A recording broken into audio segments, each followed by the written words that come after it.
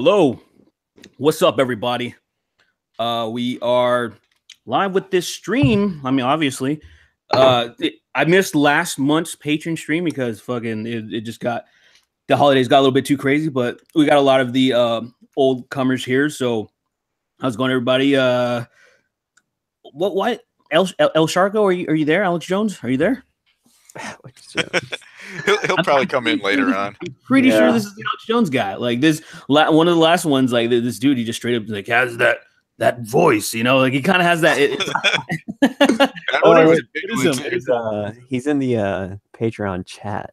The Google. He's saying yes, that's me. Okay, he's got technical troubles. Yeah. All right, that's fine. That's fine. Yeah, no worries. Okay, so Heavy Arms Kai, welcome back. What's up? You want to introduce yourself, tabooish?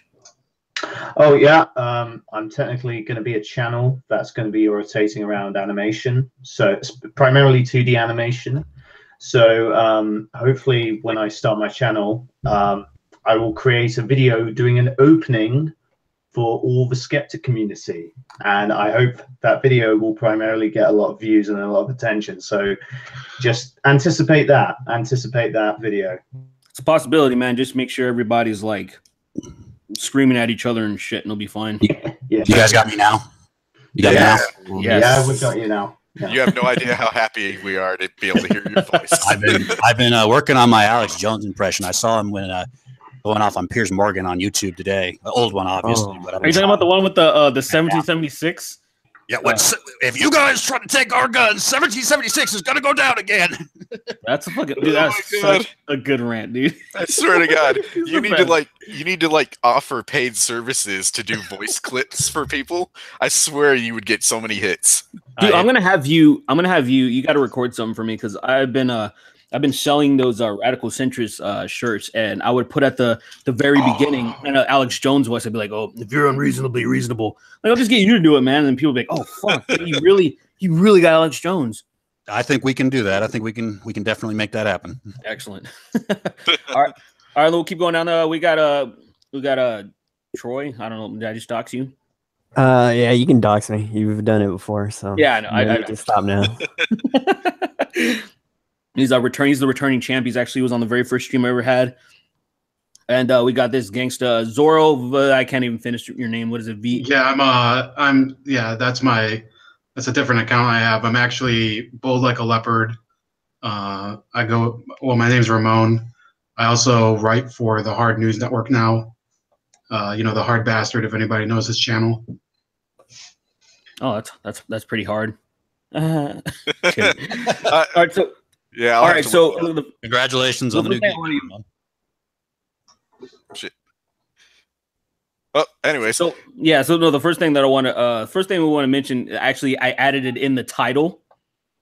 So there's a few things on the title, like it says it was about the Women's March, and then I put in the XFL because it was just crazy that the XFL is actually coming back in 2020. When I talk about Me Too, but the first thing I want to talk about is that before we started the stream, we were talking about tribalism a little bit. We were talking about certain things and favoritism, whatnot.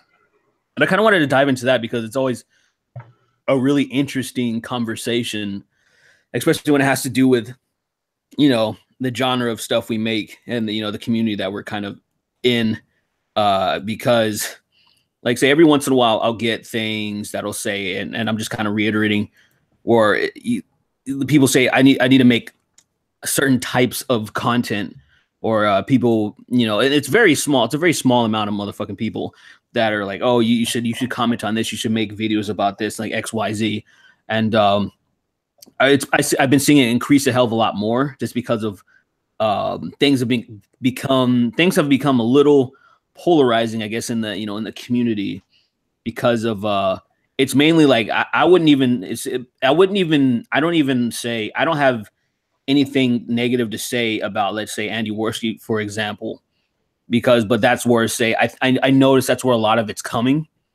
I know there's a lot of people, especially because of a lot of people on the far left that absolutely, they despise the alt-right or any type of talking points like that, right? They think that, oh, you kind of need to address this shit because there are people that are, they're talking about it. they're debating these talking points, and I'm like, well, I kind of already, you know, like say from the beginning, it was almost, I think it was April of last year when my interest kind of peaked when I started to learn about what the alt-right was kind of really about, where I had my initial, my initial reaction, what I thought what they were about, and then I was kind of wrong because I realized that it was more of like, say, about white identity politics than anything. I thought that was kind of like a small talking point, but even on their official website and everybody that was in their forefront, that was what they were majorly about. And I started to learn, they want to talk about ethno states, and they want to talk about, you know, all this different shit that I've heard these talking points before. And what I mentioned before we went live was that there were people, like, say, even Oprah would be talking to these fucking people. And then after a while, she was like, oh, well, you know, I'm getting a little bit, she kind of didn't want to like talk to a lot of these people anymore because, number one, at a certain point, she was just talking past them. And then basically they were just kind of like, you know, promoting their own selves and having a good old time. And they're appreciative that, hey, thank you guys for talking, or thank you for giving me a platform, and then blah, blah, blah. And so I think it really depends on, if it really interests you or not. And to be honest, it doesn't. And I have to say this again. What it really comes down to for me is I talk about certain things that just interest me or things that were directly affecting me. And what I mean by that is, if you look at, say, my very first video I ever made, I kept it up there because I want people to see how I've progressed. It's fucking terrible, but it's a video talking about Metalgate, where there was already Gamergate going on. Like, everybody remembers Gamergate, but there was some feminists and stuff. They were trying to fuck with metal, and that was just nobody was having it. Yeah, nobody was having it, dude. Nobody was like, no, fuck you. That's not a thing. Get away. And so I've always, you know, I've made videos about Anita Sarkeesian and certain things like that, things that had to do with academia, and then I've kind of kept it pretty much the same unless something big kind of popped up. And that's pretty much it.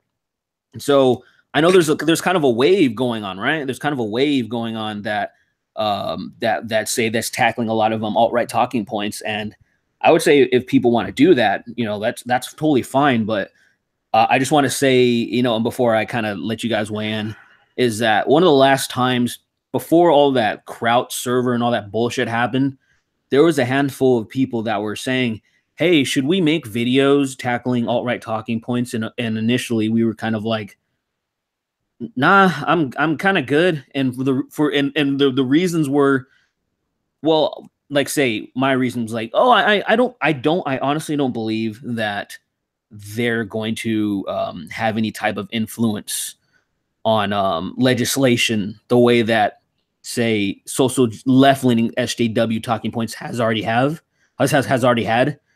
I don't think that, I feel like normies are so completely just frightened and completely do not want to hear anything about, you know, let's have a fucking ethno state or whatever. You know what I mean? Like, they're just like, oh, get the fuck away from me.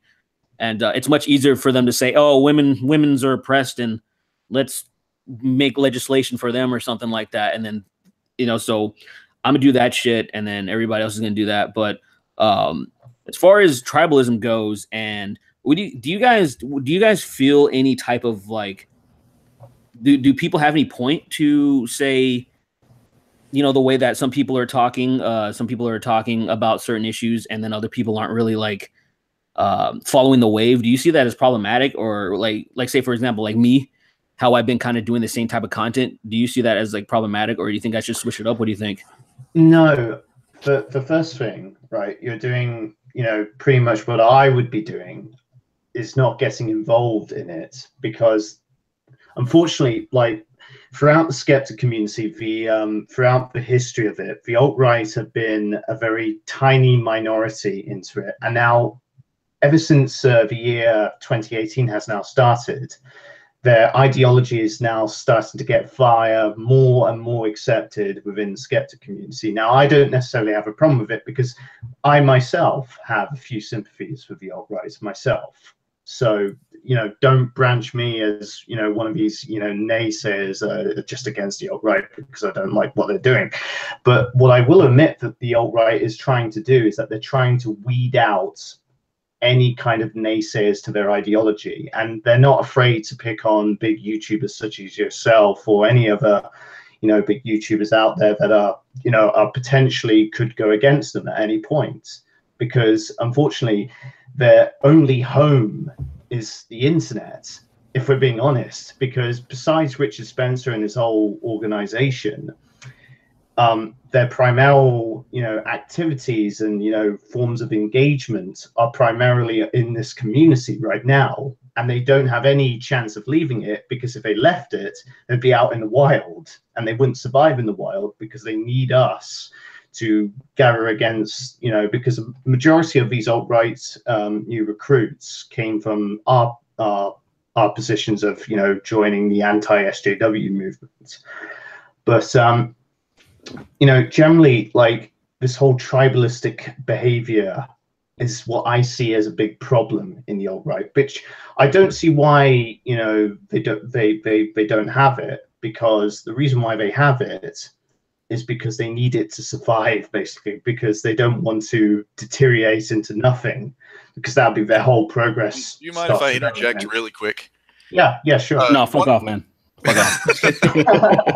No, one thing, because we keep throwing around this word tribalism, and I think it's important that we at least define it a little bit, because, like, I mean, not everybody may be following along with this. Like, tribalism is something that it's ingrained in us on almost a genetic level. And I think everybody can agree, like, from Neanderthal all the way up to now, everybody finds that group that they can survive and thrive in. And that's basically what tribalism is. You're trying to survive in society through finding your group of like-minded people. Now, like Taboo was talking about how those groups are all, like, they're basically like, you have the alt-right, and the alt-right has a specific set thing, and then you have, like, the feminists, and then the third wave feminists, and, like, all these different groups and all these different subsets. It's like all the different types of religions. You find the one that you can thrive in, and it's basically just a survival mechanism that humans use because we are a social species. And, like, you don't really, it's like the lone wolf. You can kind of survive, but you're not going to thrive. Yeah. So, I have to agree I just think it's important to, like, at least say what that is first before we continue. I have to agree with Heavy Arms. I mean, I think now it's a little bit less about survival, but as we've gotten better in technology and stuff, it's boiled down more to, like, a societal thing. You want to gravitate towards the group that identifies most with you. Right. Yeah, no, you're right. But now it's like, now it's more on a social level than it is like a survival level. Yeah, I definitely think Heavy Arms is right. I don't also think it's something that's ever gonna go away. I think it's just it's not even inherently bad. It's just, it really depends on, say. Well, it is when you get groups like, and I hate to use this reference, like the Nazis.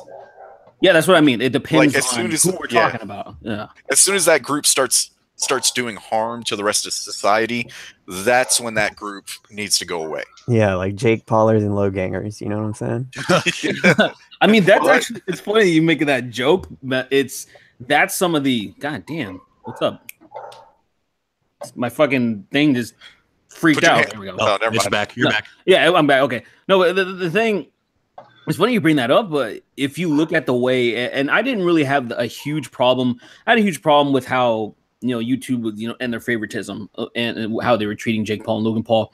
But when I saw, and I recently just saw this, was how they prey, how those two people prey on their fans with their merch sales. Oh, it's disgusting. I was like, holy shit, like that. That was just like, oh, this is kind of immoral. Like, can you even, I know there's nothing illegal about it, but holy shit.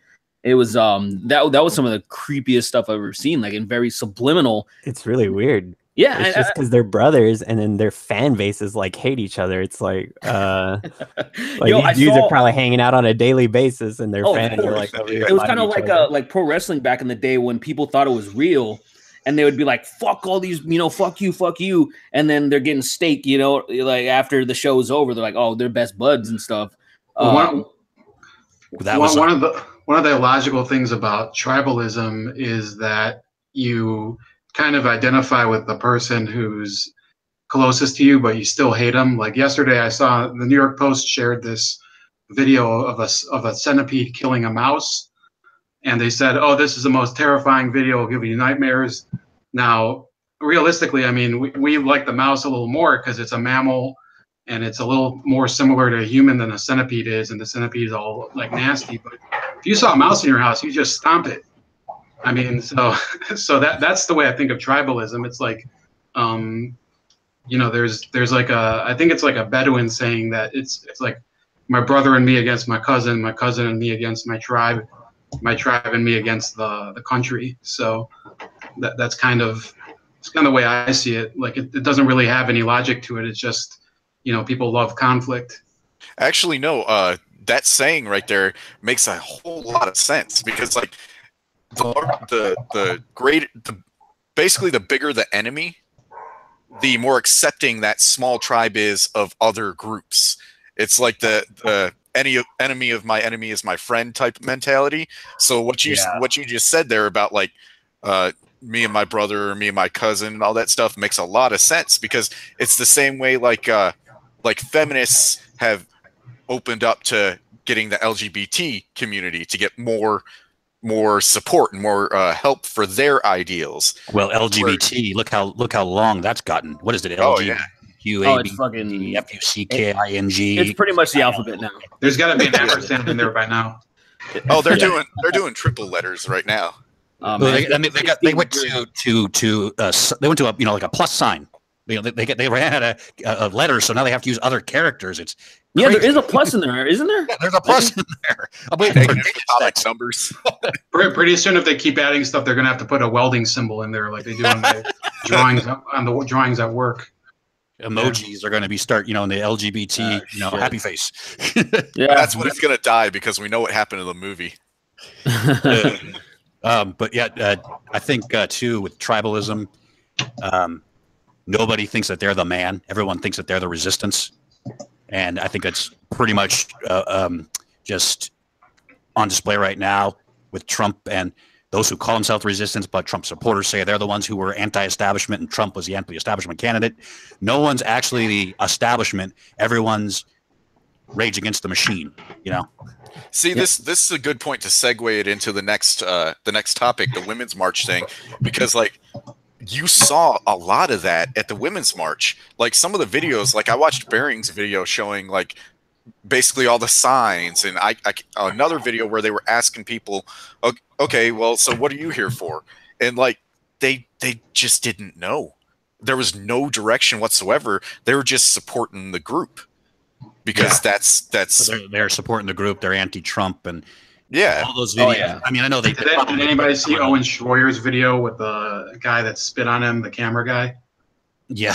Well, and I know that a lot of those videos they probably did pick on a lot of cases. Well, some cases the lowest common denominator because that's going to get you more views, going to get you more hits.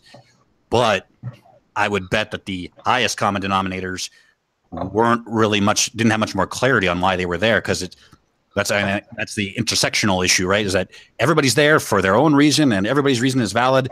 Unless you're a white guy, then you just I mean, if you think about like, say there was that one poster, and some people tried to quote unquote educate me. It was the one that said "fuck white feminism," and some people tried. And some people were like, "Oh, you don't know what white feminism means," and I'm like, dude, here's the thing. So this is what I saw a few comments like that, criticism.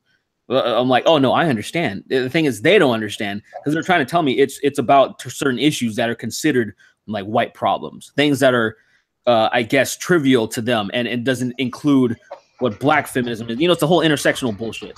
And I'm like, yo, so would it be better if a black woman was holding up a sign that said "fuck black feminism"? Would that be any better? I'm like, it's still fucking shit. It's still the white feminism is still associated with white people, and they're saying that your white problems aren't shit compared to the marginalized, you know, the minorities. And I'm like, dude, yeah. And here's a white person saying that shit. It's still fucking, it's still irony. It's still stupid. I don't know what the hell they were trying to defend. And I'm like, is there different like layers of feminism now? Yes, like, that's what intersectionality is, man. That's feminism? exactly intersectional feminism is exactly that. It is layers to feminism. Intersectionality is kind of like having like a bunch of hexagons that each one has one side that coincides with the other one, and because of that, everybody has to be on everybody else's side. Yeah, it's fucking like, tough. And then there's a hierarchy. It's because you have to like. It's literally set up like they're trying to do this type of aristocracy where we have these. You literally have oppression points, and I say literally because I remember in one of my videos. There was this one guy that called himself a double minority for being gay and Hispanic.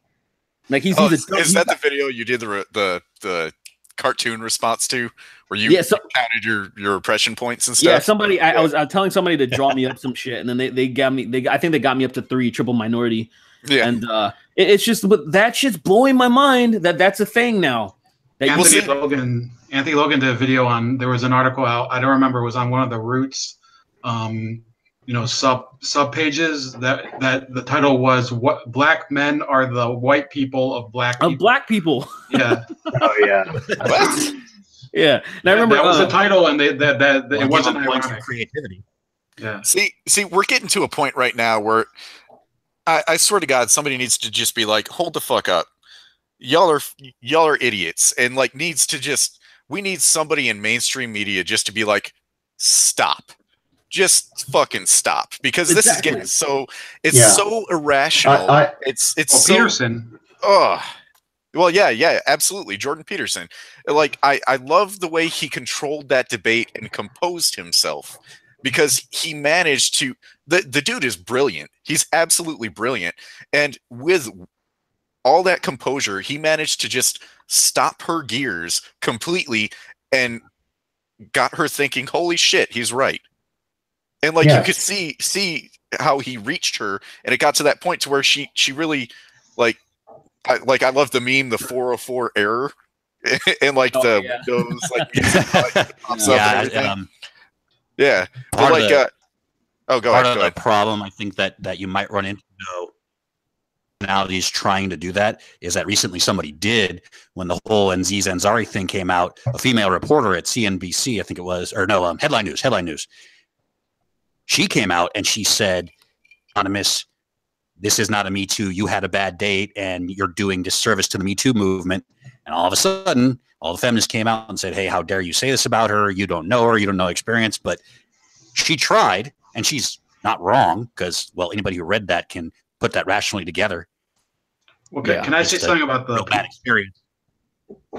Tried, and she got vilified for it in a lot of circles. People that should be supporting her, as a woman on TV, because, well, I mean, she was white, so maybe that's why they didn't support her. But you guys get what I mean. Yeah, of course, Alex.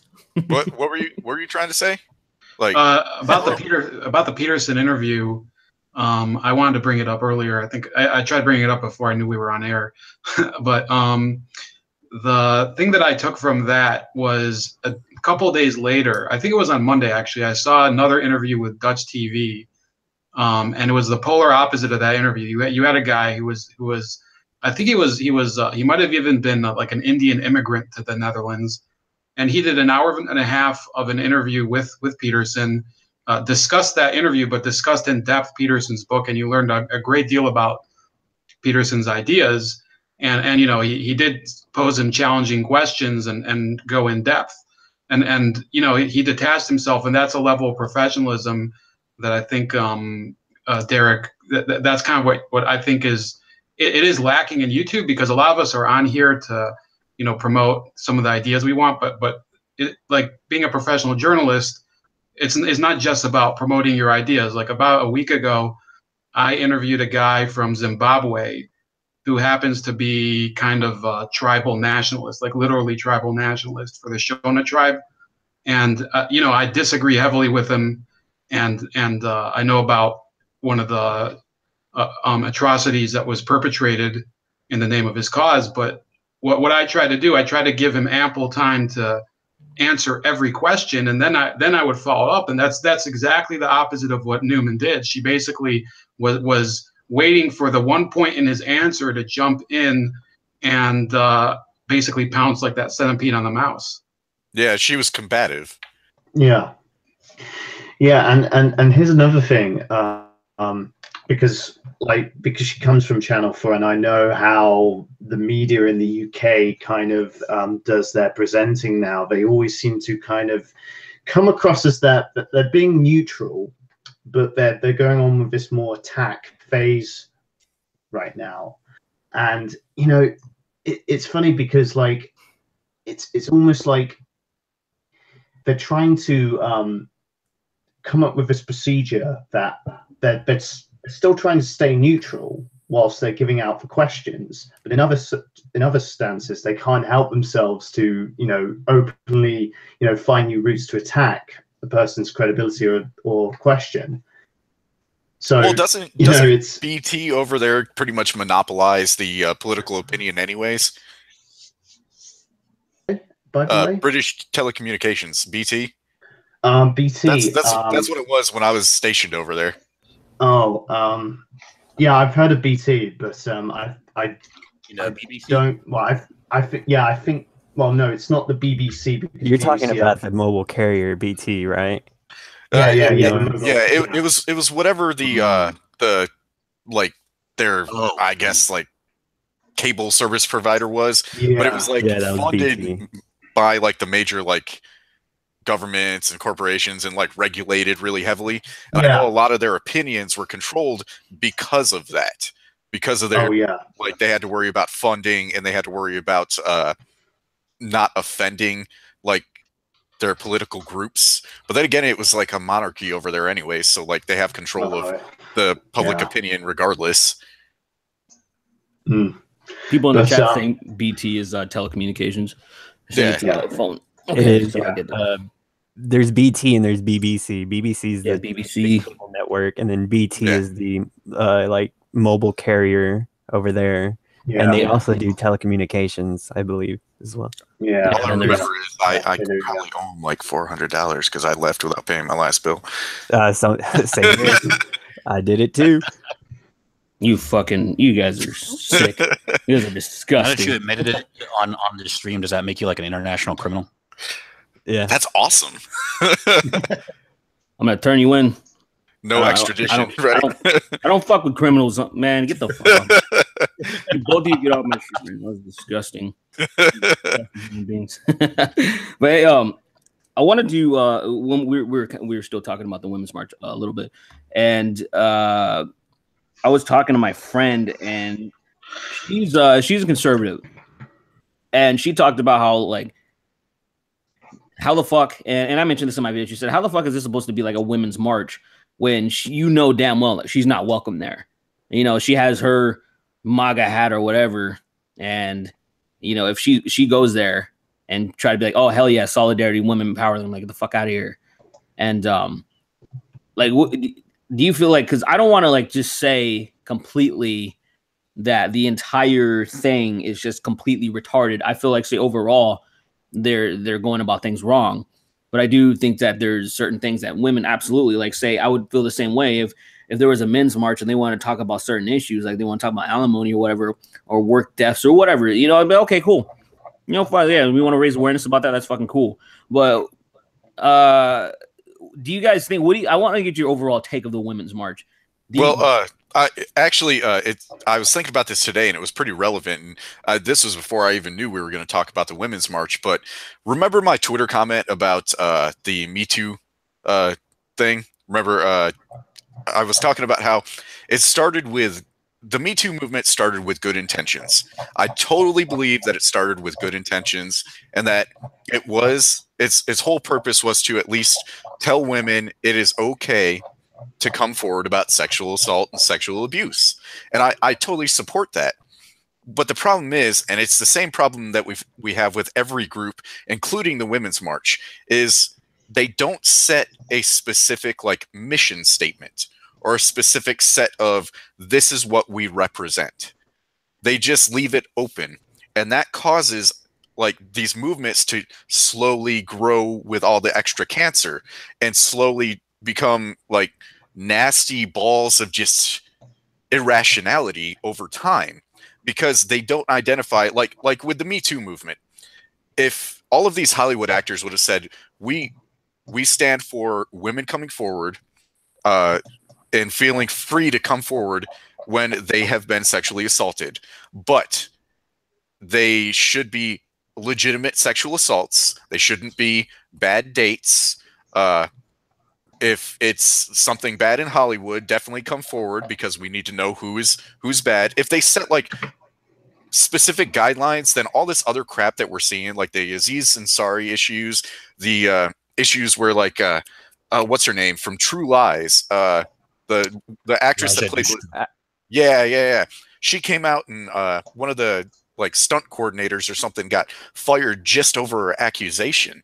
Oh yeah, it was a pretty heavy accusation though. That was like a fucking manifesto almost. God damn. But the problem is though, we're seeing this trend of guilty until proven innocent, and that's not the damn way the law works. And it's because no one is making like I said, these mission statements. Well, they're trying. There's go ahead.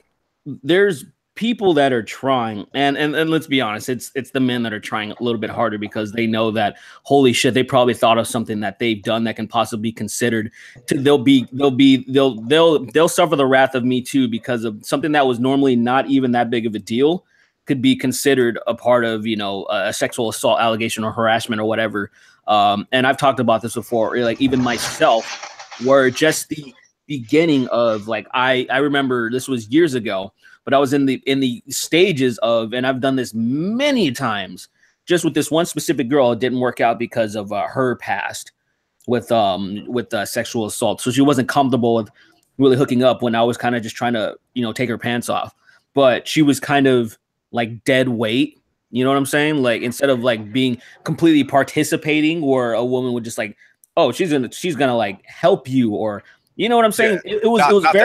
It was very obvious to me that she was like not into it, and I fucking stopped. I didn't even like go any past. I'm like, hey, let's go play some fucking video games or some shit, because I cannot do shit with a woman if she's not into it. It just doesn't work for me. Yeah. And but even just the beginning of that, still, I was like, if she wanted to, like in this current climate, just even the beginning could get me in hot water. Just the beginning, even though I didn't even fucking touch her, I didn't even get to the good parts. It's just like that's where things are becoming. And I feel like there's some people saying we need to differentiate, kind of like say Matt Damon was saying there's a difference between a pat on the butt and rape. And even though he said both things are bad, but that was enough for him to get shit. There was enough for him to get shit. Just saying there's levels to this shit. There's different tiers. And hold on, it's the outrage culture. We are such an outrage culture. It's ridiculous. People are so butthurt over the simplest thing, when you really need to be like, look, yeah, it was bad, but you can get the fuck over it. Well, and it gets down to, I have a friend who's she's also a conservative, and she kind of coined it best when she said construction workers are whistling at you is annoying. It's not sexual harassment. And I thought about it too, and it's like, well, I remember I was about 17 or 18, and I was walking down the streets of Reno during hot August nights, and a group of drunk women passed me, and one of them grabbed my butt. So, Alex? Right? So these people's standards, I could say Me Too, but I sure as hell wouldn't, because I wasn't Me Too. Hell, I enjoyed it.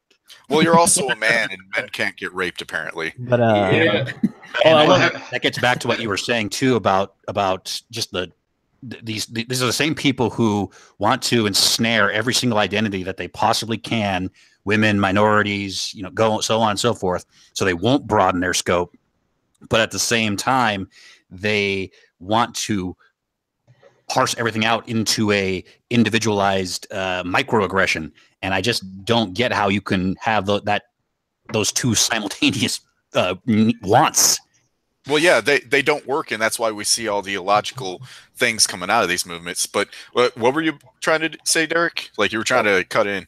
Oh, yeah, I was just gonna say because this dude, Mr. DJ Fly High, $5 each. He actually had some points where he was saying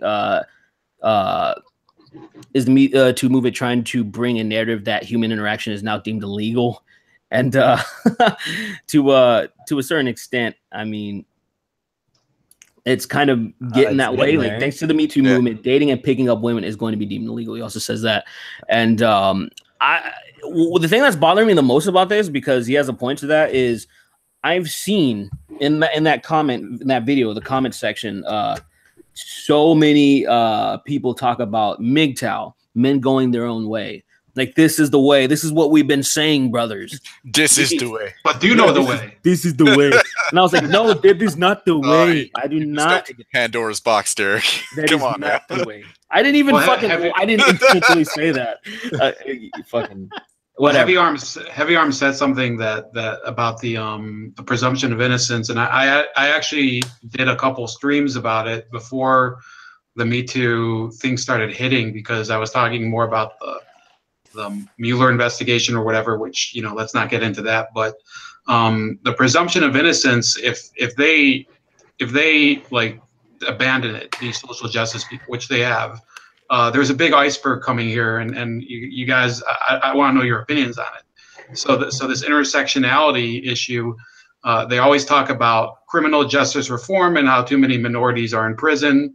And with this Me Too movement, with the end of the presumption of innocence, well, what's the best way to defend yourself against a sexual harassment claim? To have the best attorney possible. Who can't afford the best attorneys? For minorities. So how is that supposed to work? You can't have both of those. It's impossible. Unless you do like illegal aid or something.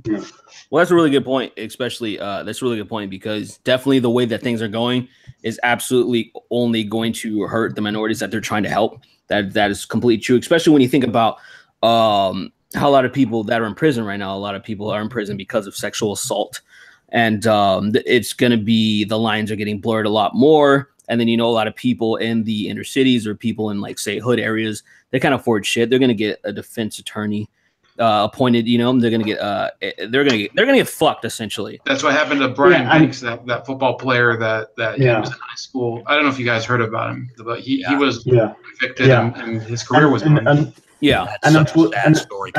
Great.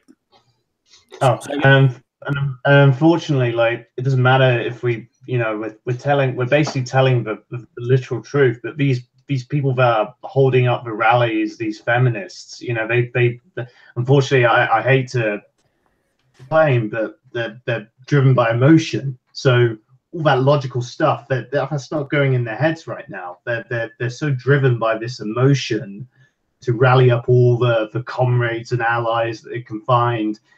They don't care about the consequences of what they're doing, because that's not what's in their mind. What's in their mind is just the goals that they want to make, and you know that's what makes me so frustrated with these people that we're dealing with, because in an essence, when we don't see them as an evil organization. Well, of course, some of us do see them as evil people, but these people are just somehow misguided children that we're trying to claw back. That we're trying to say no. No, you're going too far on this. Stop there and just calm down. That's what we just need to say to these people. You need to stop there, calm down, see what you're actually doing, and open your eyes a bit. And then, you know, hopefully that will solve the problem. But they don't see it that way. Yeah, I wanted to bring. Wait, go ahead, Troy. I was just gonna go back to the whole women's march, and you were talking about how, you know, certain women are not accepted there. But I mean, Heavy Arms Kai said that they don't really have a mission statement and whatnot, but I think, like, they don't need one. You don't need one from them to realize what kind of movement / organization they are, because when you look at their speakers, you have people like Linda Sarsour. I believe that they had Eric Garner and what was the other one, Tamir Rice. I think his mother was there. You had people like Michael Moore. Bernie Sanders spoke at the first one. It's a left-wing, ultra leftist movement. It's very like political and not like a social organization. So let me clarify that. I'll clarify it after you finish, but I don't think I was as specific as I should have been with what I said. No worries. Yeah, I mean, that's all I'm saying is, like, I feel like, I mean, you definitely like all women are definitely not represented equally over there, even though that's what it's meant to be essentially. But I mean, you look at speakers, it's just pro-life groups presence there on the first one. Was that them, or am I remembering that wrong? Yeah, I think the first one they said like there was some pro-life people there, and there were a few different groups that wanted to march, and they wouldn't yeah, they wouldn't allow them, or they wouldn't let them carry their banner and their paperwork and stuff because they were pro-life. And that pretty much just said all you need to know about it is they're uber leftist, uber liberal, uber, well, not even liberal. I don't even like to use that term to describe this particular group, but you can say progressive. That's like the best. Progressive, progressive leftists. It really is. It starts to delve into. It's a lot like that list of demands Black Lives Matter put out. Remember, all it was a bunch of socialist economic crap. It's like, well, hang on, you went from Black Lives Mattering to wanting socialism. Where did that come from? yeah, apparently socialism is going to stop. New franchise owner. That's what happened. Yeah, I mean, from the get go, it was their ideals was founded by Marxist ideologues. So what did you think? What did you think was going to happen? So I wasn't surprised. That's where it turned out, and I feel like there was a lot of normies that were like, "What the fuck is this?" And then they kind of signed off because if you really think about it. I was thinking about making a video about this, but at the same time, I didn't really want to like try to make a stink about it because I don't think it's a bad thing or anything. Is that you haven't really been hearing those type of talking points. Where is Black Lives Matter and where's D-Ray McKesson and everybody talking about certain things? And there's still black people being killed all the time, but where the fuck they at? So I was kind of like, yeah, it kind of shows you that it was more about money and power plays and actually giving a fuck about black people in general, especially anytime anybody try to bring up black on black crime, anybody tries to bring up Chicago, for example, they just get mad. And I'm like, why the fuck are you mad? Like, this is some serious shit. Like there's people killing each other for almost no fucking reason daily. And we can't even fix that shit over dirt, literally over dirt, over this is my block, not yours. Yeah. Here's a little.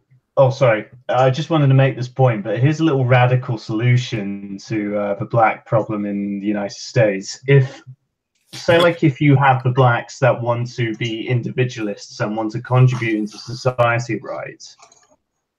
But you help them most of the ones, but the ones that are kind of indoctrinated into Black Lives Matter and just have an utter hatred to whites in general and just want to have their own ethno state.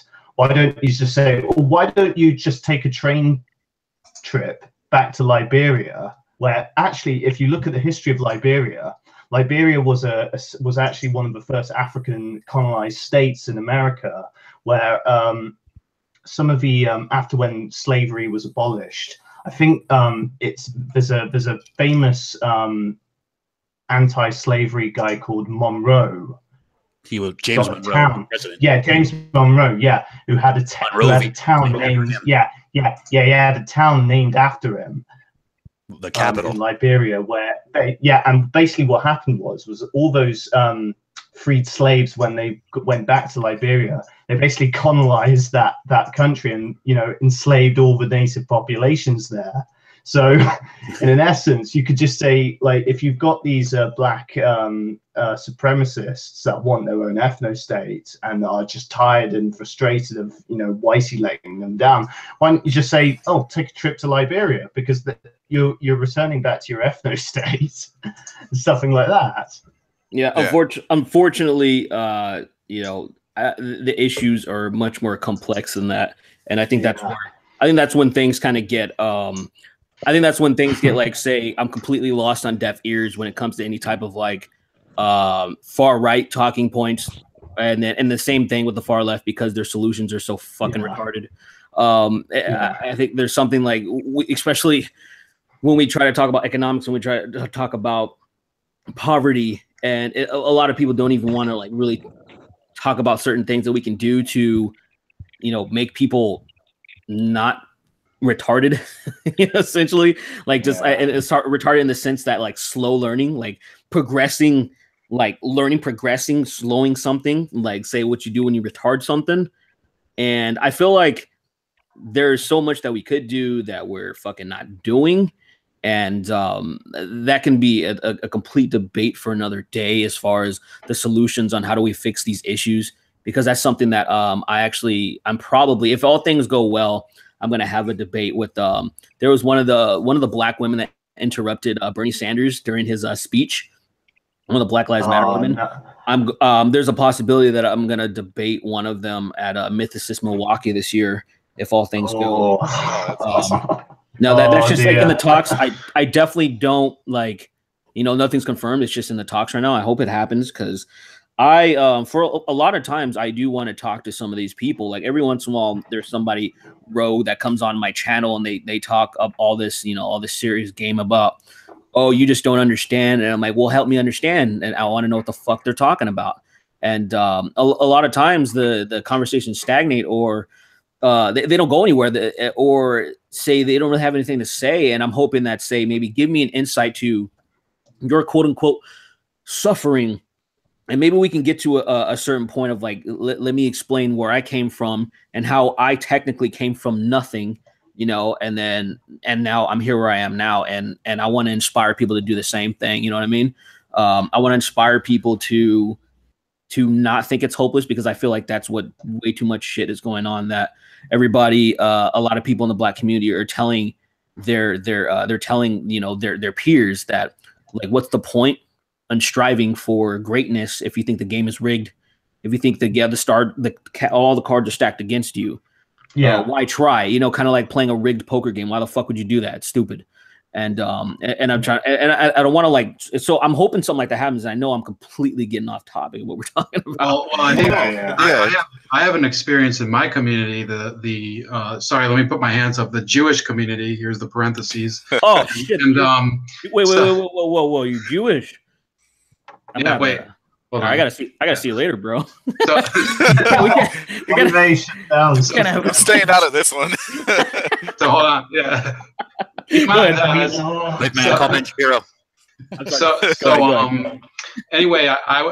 there's a Me Too website that's run by more of these religious Jews that I found, and I wanted to engage them similar to what you're talking about. And I sent them, message after message to the creator and to some of the other people on the site saying, hey, come on, you can say whatever you want. I'll reply, but I'll give you as much time as you want to talk about whatever you want to say about how you think that, the guy in the White House is basically a disgrace or whatever, or, that they're also into the whole Me Too thing. I didn't get a single reply.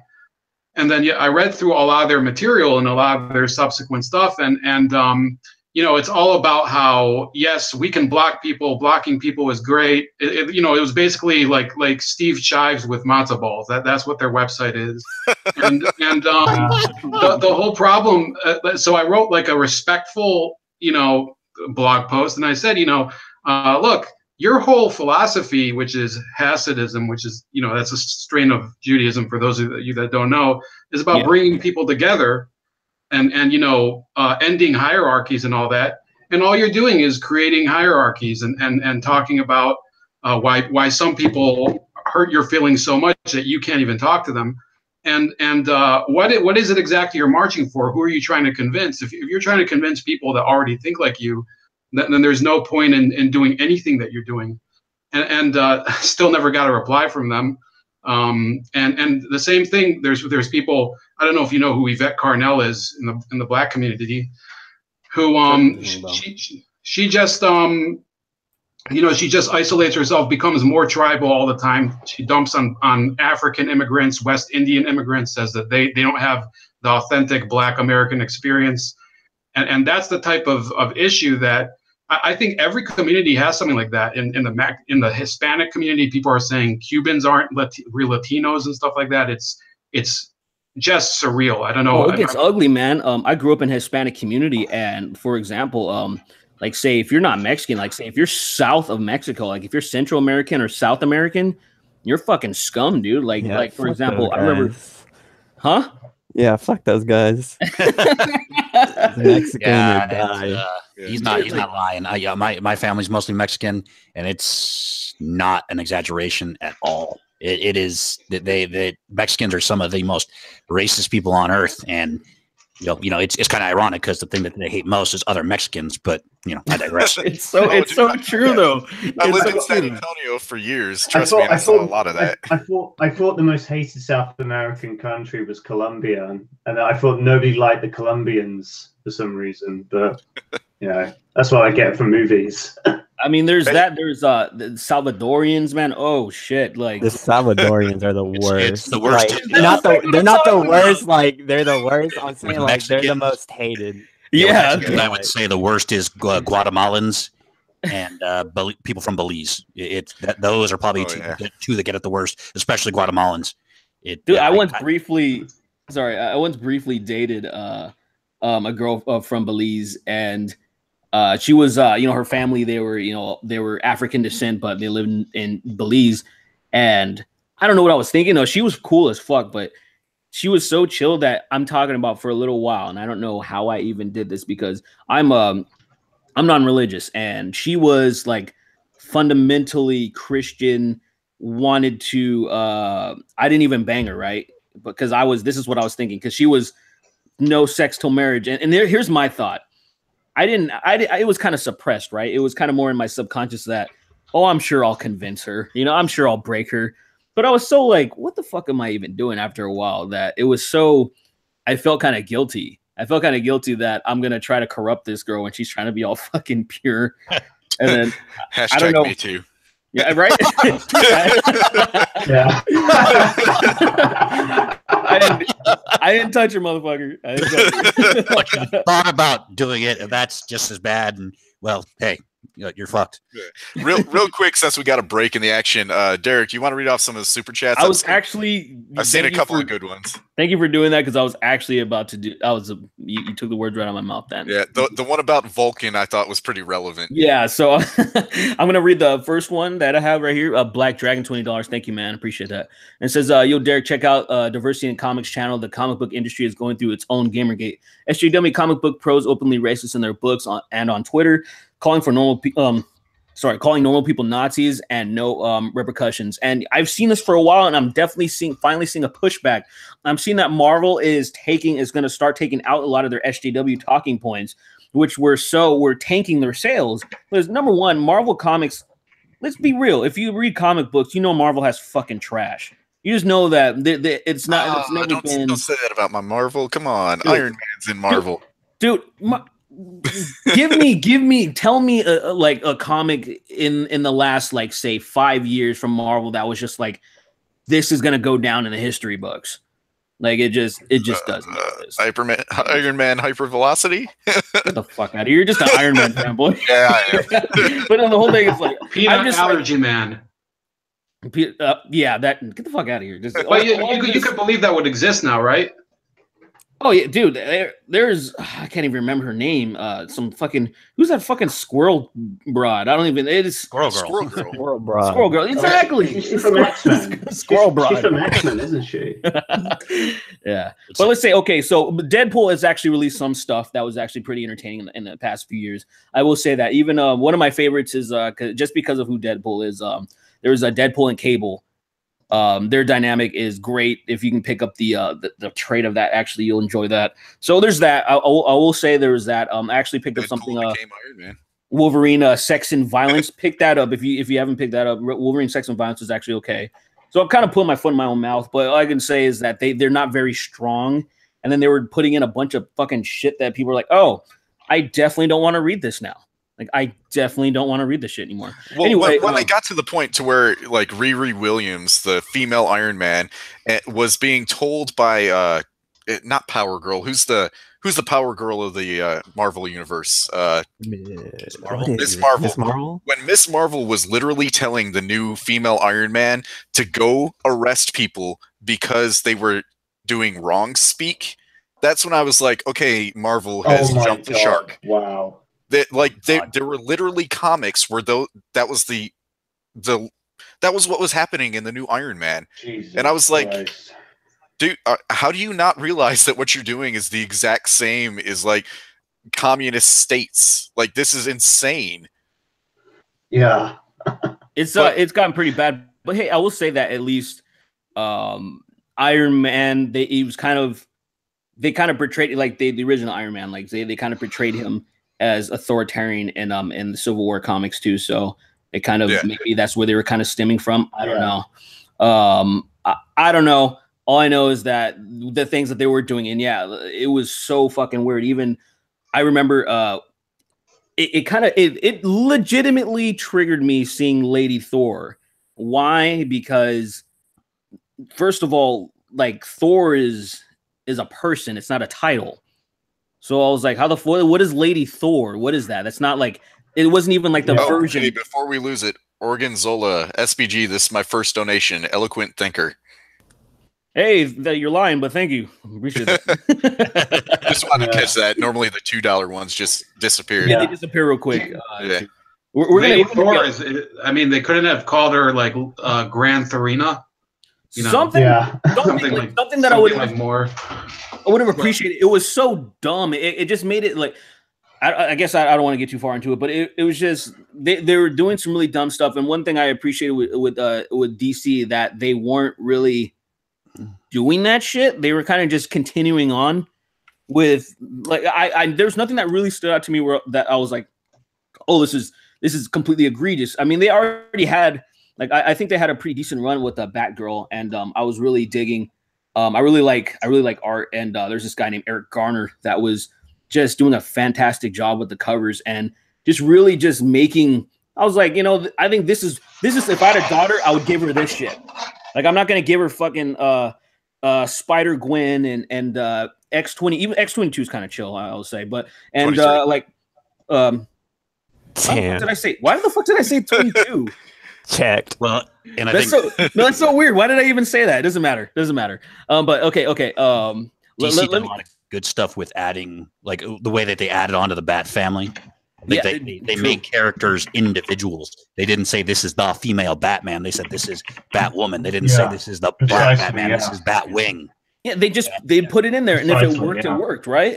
And that was one of the things that, like, even when we talked about diversity in comics, when like say my favorite, and if you look at internet polls, people ask you who's your favorite, who's the best Green Lantern. And polls, and it will usually, like 9 times out of 10 will say John Stewart's the best Green Lantern, the black guy. And, absolutely, hands down. And yeah, and so I'm like, dude, here's a perfect example of somebody creating a good character, and he happens to be black. Just do that. Just do that. Spinning about to Marvel. Fucking Stan Lee said that shit. Like he was just like, do that. Just do that, and then we're good. We got another super chat actually that brings up another good point that plays off of that. Mr. DJ Flyhigh, thoughts on Korean Hulk and Silk, which was Korean Spider-Woman. The cool thing about the Korean Hulk was the fact that he wasn't the Hulk, he was another Hulk. They didn't basically like pass the torch like the hammer with Thor. They just made a new character because he wasn't the same carbon copy.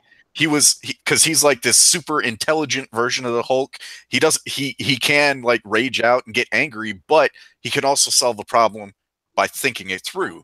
And it was nice because they added a new dynamic with a new character. And that's the only way to go with that stuff. You have to do that because it just doesn't work taking an existing character and saying, okay, this guy's now the Black Spider-Man. People just don't buy into that. People like Peter Parker. That's why they like Spider-Man. Yeah. That's why, like, Miles Morales actually worked for people. He's there to stay. You know what I mean? Yeah. Like they tried it out, and then it worked out for people. Yeah. Well, but they made him. They didn't make him Black Peter Parker. They made him. He's just his own. He just happens to be some fucking black dude. Razorfist has been doing the depths of DS9, and he showed an interview with Avery Brooks at a Comic-Con and said, did it matter to you that this was the first black captain? He said no. He said, what drew me to this character was I didn't write him specifically what's the best word? Highlighting the fact that he was black or blackness. He was the captain who was also black. Yeah, exactly. That's why the new Star Trek sucks ass. Fucking trash, man. Because they wrote her as the black female character. They didn't write her as this strong, intelligent woman. That sucks, man. I hate it so much. It's like, dude, who are you pandering to? This shit makes me cringe. I mean, and I imagine, like, say, women that are into comics, it probably does the same thing. Like, I was actually, I'm somebody that was enjoying some of the CW shows on DC, like in small doses. I was like, hey, some of these things are pretty good. And then they introduced Superwoman, and I remember seeing a fucking trailer, like, I think it was like 2 different times within the same trailer, her mentioning that, oh, I'm a woman or some shit. And I'm like, I'm not watching it. Black Lightning is actually pretty cool. If you haven't, I haven't checked it out yet. It just like premiere. It's actually I've enjoyed. It's only been 2 episodes, but I've enjoyed them both. Taboo. What have you been trying to say? Oh yeah. Sorry. Yeah.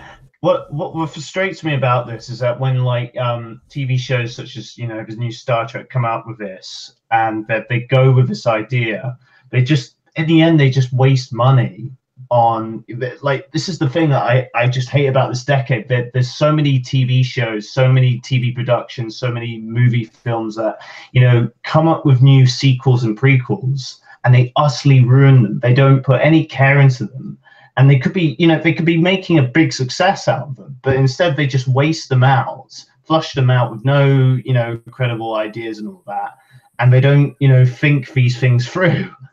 And it just frustrates us that, like, people such as us that have no experience in the industry are actually giving out the answers right now in the stream.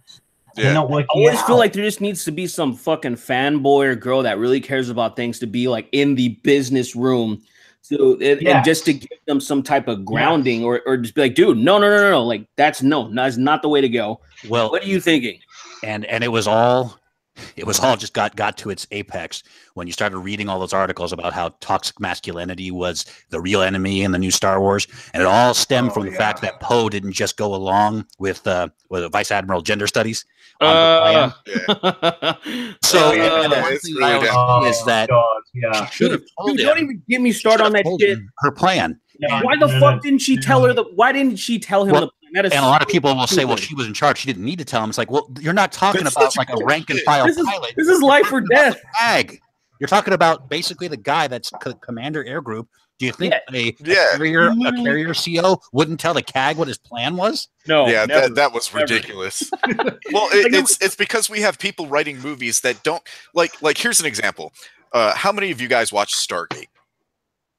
The Stargate the TV show, or like SG-1 or what? The TV show, yeah. Okay. Now, Stargate, from SG-1 to Atlantis to Stargate Universe, they had writers that actually not writers. They had people from the Air Force, and it was one of the reasons I love the show so much, because I was active duty Air Force.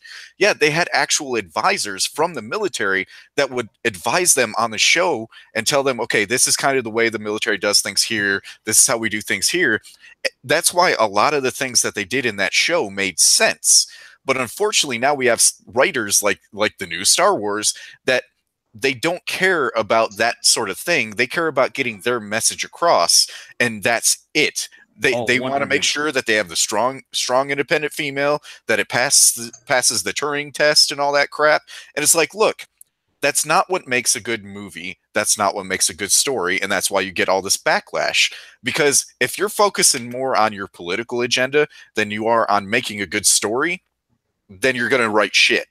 And that's just it. That's what happens. And the problem is they're in their own ivory towers, that it doesn't matter if their movies blow in the box office or their films, get ruined in their credibility in reviews. It doesn't matter to them. They're still in their ivory towers, Yeah. It says something that Wonder Woman was less SJW than The Last Jedi.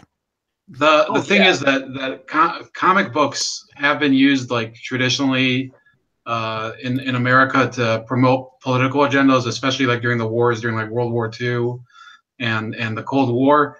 But the difference back then, people will support you if they're watching Captain America fight, the Japanese or something, because they don't, you're not attacking them. The social justice agenda does attack its audience. It's retarded. There's no the worst thing you do is attack your audience. That was the fun. You guys ever seen that Bill Hicks comedy special, or what was it, stand up, where he makes fun of how they said that heavy metal was going to cause people to commit suicide, and he's like, that's the dumbest marketing ever. Why would you cause your audience, the people who buy your records, to commit suicide? Yeah, exactly. Well, this is actually doing it. Real quick though, Orgonzola with a third $2 donation. Yeah, Thank another you. one and another one. Yeah. Appreciate you. I still have another one that I need to read, but I'm gonna read in a second because we're still on something like that. And I want to say, like, what makes me what frustrated me so much about The Last Jedi is that it's not even hard to make strong female characters or leads or whatever that are likable. I mean, there's this stigma in the normie community that, like, oh, men don't like that shit. And I'm like, dude, men like sci-fi, and in almost every fucking successful sci-fi series, there's like some badass fucking female lead or supporting, like, something. There's something there, and you're like, oh yeah, she's badass. Black. I like her, dude. There's so like Sigourney Weaver. End of story. Like, yeah. we can just name drop all fucking day. Yeah. Yes, like you can name drop all day, and it's like, dude, that's stupid. Just make her badass, and that's it. Just make her badass, and that works. Like, I like the Tomb Raider series, especially Mrs. Pac-Man. And make her, and also, and here's another important thing. I saw it. Make her a flawed, ASMR. also, like make her a flawed character. Don't make her into this unstoppable, super being. Don't make her Ray, who lived on a desert all her life, but somehow knew how to swim. Somehow knew how to absolutely just fuck up Kylo Ren. Okay, sure, Kylo Ren was injured, but he wasn't on fucking the verge of death. But she knew all of the Force with no training. And Luke Skywalker needed at least a little bit of training. Yeah, dude. I mean, what the shit? You know what's so funny about that? Because if you listen to Mark Hamill, him talking about just talking shit about all that stuff.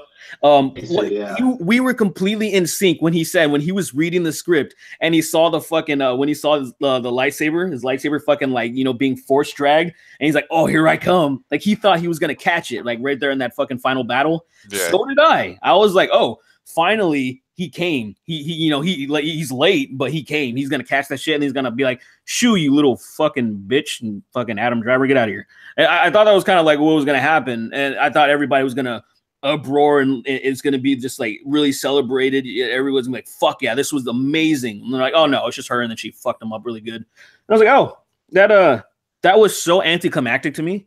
And probably everybody else that watched, and it was just full of anticlimactic moments. I gotta go soon. So can we do a little XFL before I go? Yeah, we can do that. Hold on. Yeah. Let me take care of the super chat, and then we'll switch gears. There's this one right here that I just wanted to mention that I forgot to mention from Mr. DJ Fly High, where he said, imagine if the Earth from now on becomes Vulcan after this PC shitstorm, suppressing all emotions. And this is kind of referring to, like, when we're talking about Me Too and everything like that. And it's kind of frightening to think about that, but logically, I mean, that would almost be the best thing for fucking everybody. I like the reference too, logically, right? But no, it's serious, and it's funny because, like, people always shit on the MRA movement and all that, but, like, you can see why people are so much, or men are so much more attracted to it now, because, dude, there's a huge risk now trying to, like, get a woman. Because you gotta watch yourself, man.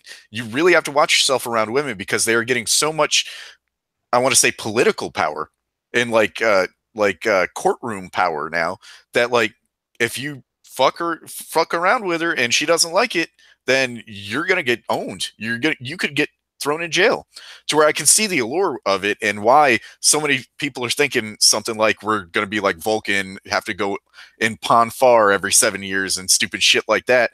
And it's funny too, because I think that's another reason why women hate the new sex robot thing that's coming out. Like all these hot ass looking, like, sex dolls and everything. They hate it because I mean, hell, if I can have a hot ass sex doll sitting next to me while I watch the XFL and she doesn't say shit, that's awesome, because I can just sit there with my doll and we can watch TV. But yeah, and then during the commercials, you can bounce on your dick, man. It's good. Yeah, but it's Mr. Universe should look happy. Yeah, but it's because women are afraid of losing that power. They're afraid of losing the pussy power because they have so much power because of that. Because all men want to get their dick sucked. All men want to have sex. Well, not all, but Most. I mean, yeah, most. And that there's a problem when they start losing that power. That's why they go after like shit like the sex dolls, because they're like, well, fuck. If he doesn't want to have sex with me because he can get his shit over here, then what do I have? I have nothing left to offer. And obviously that's not, I'm not trying to make the blanket statement saying that that's all women, because there are decent women out there. There are a lot of decent women out there, but you can see where like the vocal majority of these crazies would feel threatened by that, because again, they are going to lose that power if like things like this, if we get alternatives to them. But you guys appreciate the irony when they're complaining about sex robots. When, you know, forget about competing with sex robots. A lot of these feminist morons compete in order to look as unattractive and hostile as possible. There was, do any of you remember there was a while back this movement to get women to stop smiling because the whole thing about telling women to smile is sexist? Yeah. So you're trying to be as uncivil and you know, not cordial as possible. How do you expect? I mean, forget even just to find a spouse. I mean, just to survive professionally. I have, you know, when I get on the phone, I hate talking on the phone, but I'm at work. Even if I call people in my company, I try to get into like a cordial mood so I can get the work done with the minimum amount of interference, the path of least resistance. These feminists are training people how to, you know, generate resistance. It's ridiculous. Yep. And I for one, I'd say with the way things are going, I totally understand why people are looking forward to sex dolls. Me personally, it's not something that I'm like, because I can't imagine, you know, that being my go-to, and I'm just going to be content with that. But I am looking forward to reviewing one. Like whenever they're fucking like, if I can get a sponsorship, that'd be the fucking best. If not, like say when they're like super cheap and when they're all like fully functional, I'll like review the fuck out of one and be like, hey guys, this is your companion. This is going to be the shit right here. I'm married to a wonderful woman, and I've gone straight Mike Pence. I won't be alone with any other woman other than her. That is a great way to protect yourself, sir. Like that is a great way to protect yourself. And I don't know why people are trying to act like what he said was problematic, because when you think about it, it's kind of like say being a celebrity, or it's like one of the number one rules is never go anywhere by yourself. Like just don't do it, because if you do, there is a possibility that somebody could learn, like say maybe you go to the grocery store by yourself. At a certain point, somebody could figure out your fucking schedule and then just say, oh, so-and-so did this to me. And then you don't have any fucking defense. And then you'll just have to settle out of court, which has happened so many fucking times where it's like, don't go anywhere by yourself. And I can see where people kind of got a ha-ha moment out of what he said. You know, oh, hey, old Mike Pence, ha-ha, look at him. But he looks like the smartest fucking guy on earth now, doesn't he? Good old fucking Palpatine Gallo. All right, so I want to ask you guys, people in the chat, and then you guys watch American football? You guys, hey, what the fuck happened to that one guy? What happened to? Tree had to jump out. Tree and our British. His connection was kind of spotty, so it wouldn't surprise me if it just dropped off. And then there was that guy who came in and never. That one guy, and then he didn't say anything, and that was probably our fault. We probably should have acknowledged him, but. I got to get going here real quick, so I'll just give my little XFL opinion. Are you auditioning for announcer? I should. Dude, oh my god, please. The thing that they're doing right this time, and they talked about it in the 30 for 30, was that they just absolutely rushed the product out last time, and nobody had any chemistry. The teams didn't have a playbook. The football was just bad. And when I think it was SMU, they got the death penalty on their football program a while back, and when they got it reinstated, it took them a year, a college team. It took them a full calendar year to get ready to play football. So I think that him delaying it out to 2020 this year is going to be good. 8 teams, 40-man roster. He seems like he's doing it right this time instead of just a rush for money. And I think that competition to the NFL, whether it's direct or indirect, is going to be a good thing. And really, I've always thought he should peddle it as a kind of a minor league NFL thing. If you try to partner up with them, make it a development league, like the NBA D League, or the NHL has a partnership with the AHL, the American Hockey League. I think that would be great, because I think that it would keep the product, both products, fresh and recycled, and it would help them survive like they couldn't do last time. Yeah. Well, renegade leagues are how we got the Super Bowl in football and how we got the 3-point shot in the NBA. It's great. No, exactly. That's why I'm actually, this time around, I'm pretty excited. I liked the idea when I was young, but that was because I didn't really know any of the I didn't know what was going into it. I had no concept of the fundamentals and how poorly it was executed. And then say like the whole 30 for 30 thing was very enlightening. I really liked watching it. And yeah, me too. I'm so fucking shocked that this is actually happening.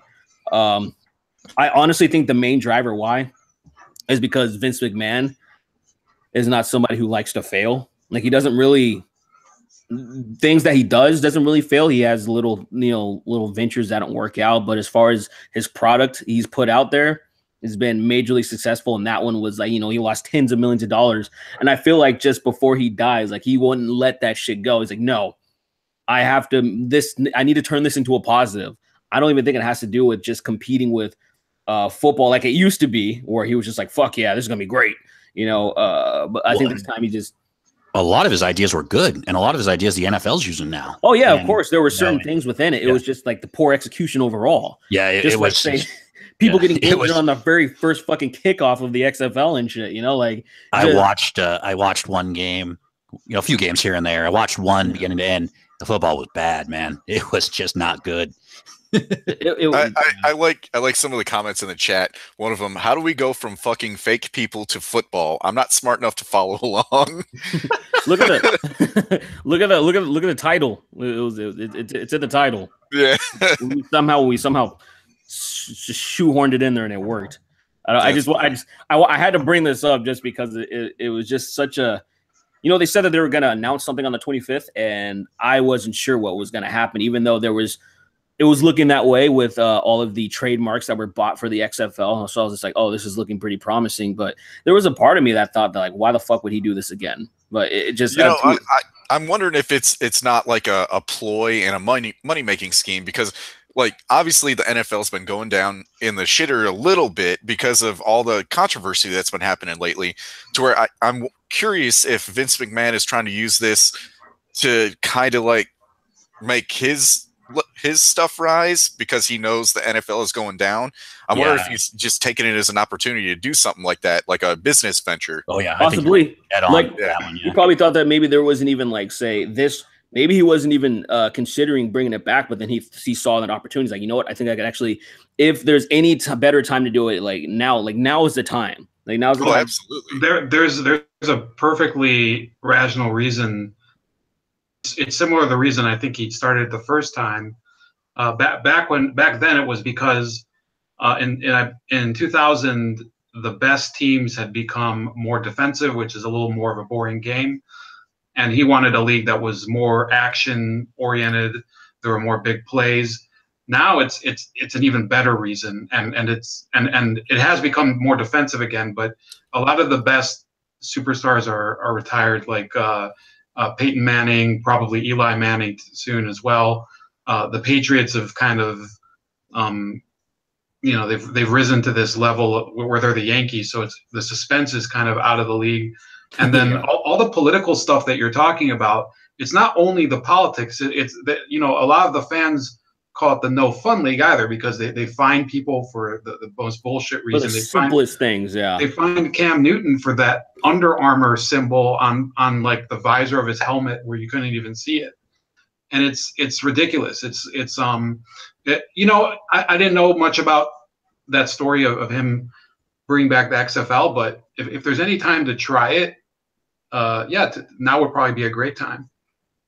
Yeah, we're gonna see what happens. I'm sure they're gonna do a lot of different things, and they're probably, I can't imagine it being too crazy, and it's probably gonna be a hell of a lot more tame, because things that they tried before, like they were really trying to focus heavily on the cheerleaders, because like tits Or that Vince, that's right up his alley, man. I'm actually kind of surprised that Vince McMahon hasn't had any sexual assault allegations raised against him, just because of his character in the WWE or the WWF at the time was so fucking he was like such a fucking womanizer.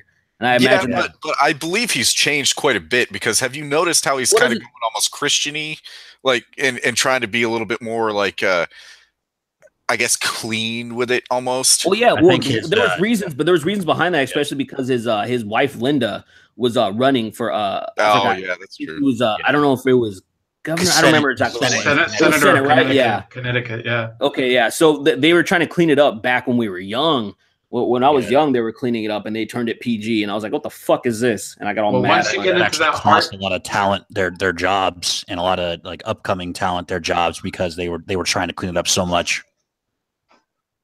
Once you get into that heart disease risk age, you kind of are afraid of that trap door to hell.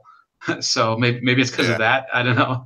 Well, his grandchildren now too are probably getting to adolescence in that age. So I'm sure he's wanting to set a good example for them. And I mean, maybe I'm looking a little too much into it. Maybe I'm giving him too much credit. But he seems like he's really just had some kind of epiphany as far as his product and how best to keep it going. Because I remember the Attitude Era when Stone Cold Steve Austin was pouring beers all over himself, and they were talking about Degeneration X, Shawn Michaels, actually that this was an actual idea, raping Bret Hart in the ring, stuff like that, right? Everything that China did, womanizing everybody and all that shit. And then one day, one 6-month period, it all changed, and it did have a lot to do with Linda running for Senate, and she's now the small business administrator in Trump's cabinet.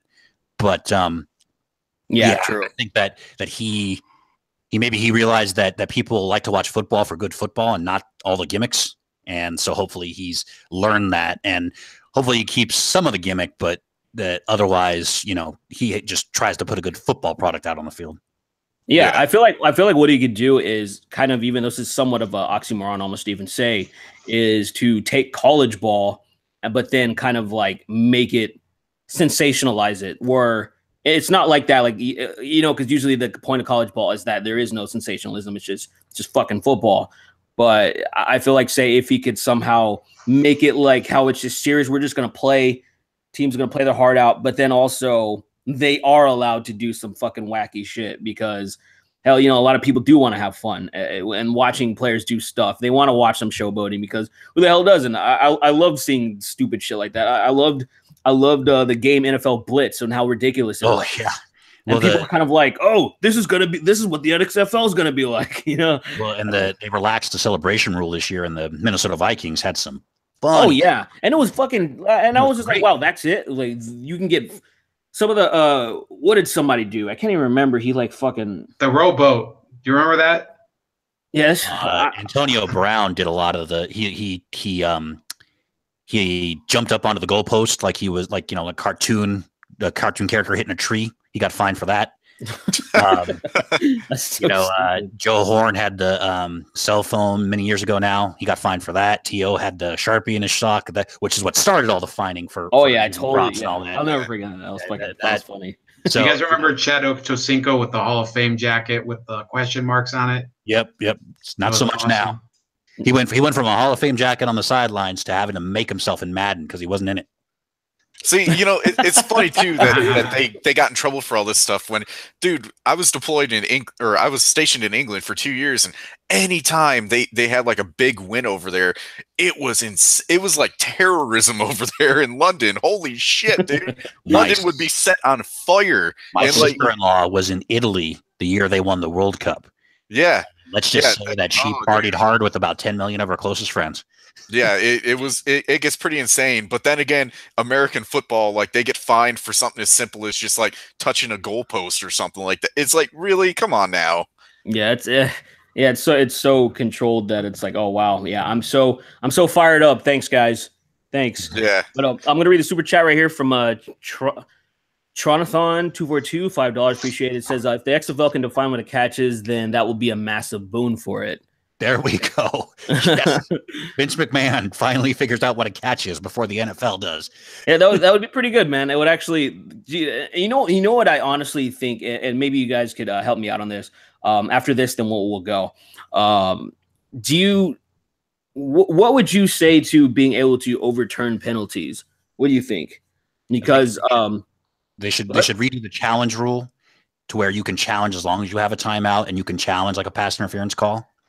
But I don't think that they should, that shouldn't be a official review, because then games will just grind to a halt. Oh no, that would be, yeah. But like, say if you can like change, if you can challenge it, if you have your, your 2 challenges or whatever, or you have, So I've especially pass interference, That's what I'm saying, man. There's been, I mean, come on, out of all the years, how many games have been absolutely fucking ruined because it's clearly bad call, and then it's just we just got to respect the integrity of the fucking officials. The Jaguars Patriots game was ruined because of that, because that one where Bouye pushed Cooks out of bounds, that wasn't pass interference. The ball was way over Cooks' head.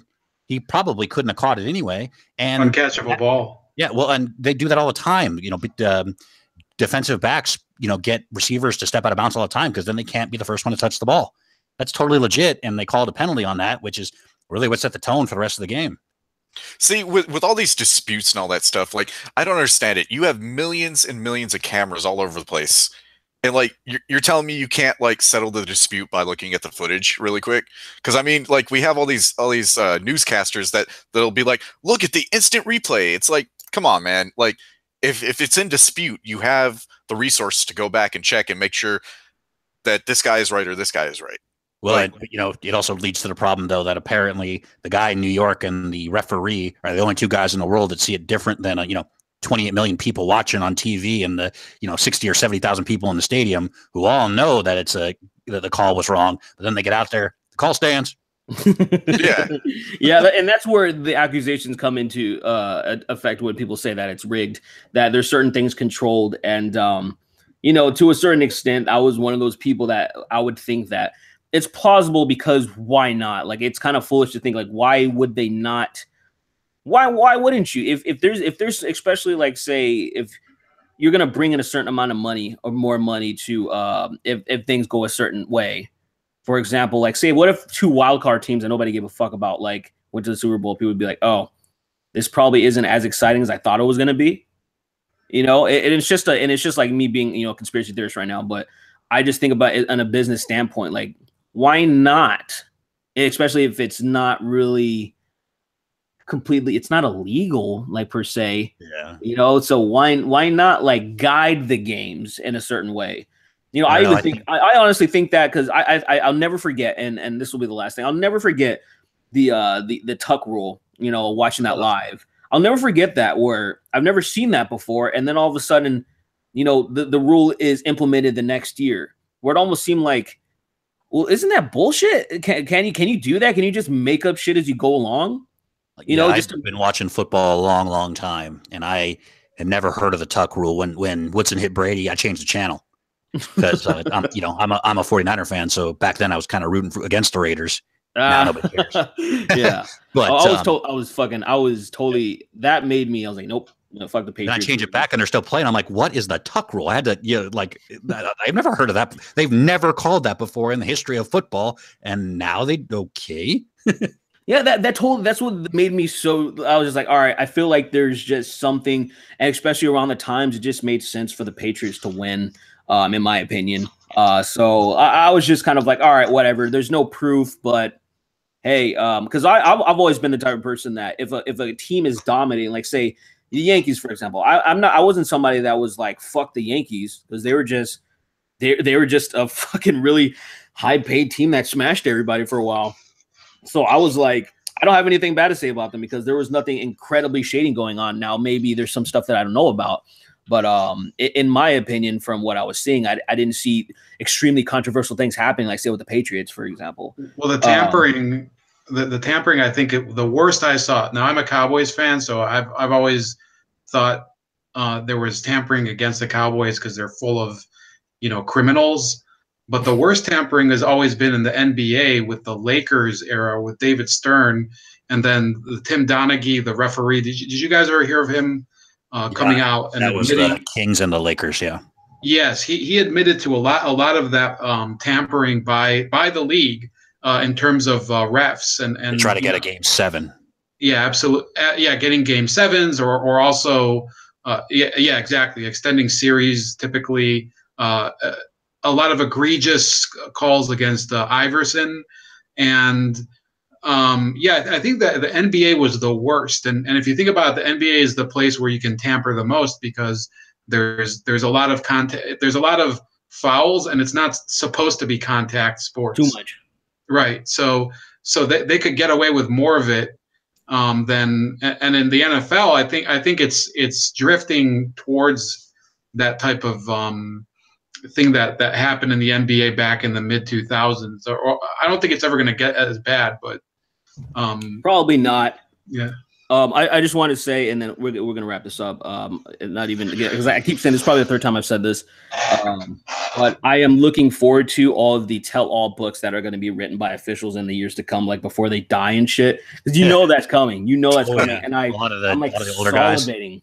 they're gonna get that one last payday. All right, guys. Thanks. All right. I say I don't sound like Alex Jones, and I still believe in the moon landing, but I'll email you about maybe doing that clip for you. Wait, before I need you to say pick up your fucking bottle of Super Mid Vitality. Go. Wait, one more time. Just say head to InfoWarsStore.com for your Super Mid Vitality needs.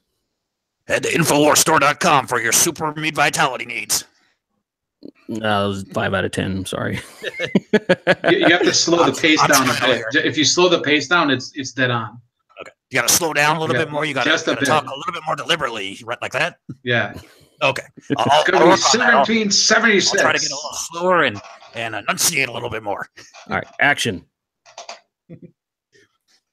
Head over to Infowars.com store for all your Super Meat Vitality needs. No, Super Male Vitality. You don't know Super Male Vitality, man? It's like that's like his. I'm sure I've heard of it. It's what makes him a monster, apparently. Yeah, it's how you head over to Infowars.com store for all your Super Meal Vitality needs. All right, we're done here. All right. I'm gonna work on that. Super meme vitality. That's really the spontaneity was gone. All right, guys. Yeah. All right, guys. Appreciate you all being around here. Everybody in the chat, everybody who donated, appreciate you. We're gonna do this again next month, and you guys stay hot and don't get me too'd. Yeah, right. Oh, real quick before we go, one of my friends has been begging me to suggest his channel to you. One of my gamer friends, Pale Rider, he does live streams really late at night. Just told me to have you look him up, and he would not let me go without saying that. All right, what is it again? Because I almost clicked out, man. That was fucking close. Yeah, no, his name's Pale Rider. Pale Rider. Yeah. All right, one word. And Derek, can I just send? I'm gonna send you an email with interview idea, and that's all I have to say. All right, do it. Okay, I'm out of here, guys. Super Meme Vitality. Don't get me too'd.